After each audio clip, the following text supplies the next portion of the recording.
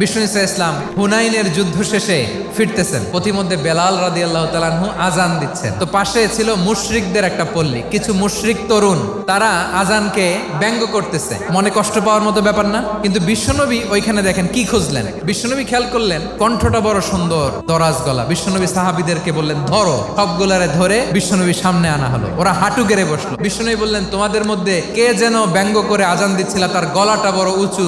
আবু মাহজুরা বলে আমার বন্ধুরা সবাই আমার দিকে আঙ্গুল দেখায়। আবু মাহজুরার মাথায় হাত দিয়ে বললেন এবার আজান দাও দেখি। আবু মাহজুরা বলে আমি তো আজান দিতে জানি না। বিশ্বনবী বললেন তাহলে আসো আমি তোমারে শিখাই দেই। বিশ্বনবী একটা বাক্য পরে, আবু মাহজুরা পরে, বিশ্বনবী পরে, আবু মাহজুরা পরে। আবু মাহজুরা বলে এক একটা বাক্য পড়ি আমার কলিজাটা গলে ঠান্ডা হয়ে যায়। বিশ্বনবীর সাথে দাঁড়িয়ে উনি শাহাদা পড়ে মুসলমান হয়ে গেলেন। বিষ্ণু ইসা ইসলাম বললেন যাও আবু মাহজুরা, আমি তোমাকে পৃথিবীর শ্রেষ্ঠতম মসজিদ মক্কার মসজিদুল হারামের মুয়াজ্জিন হিসেবে অ্যাপয়েন্ট করে দিলাম।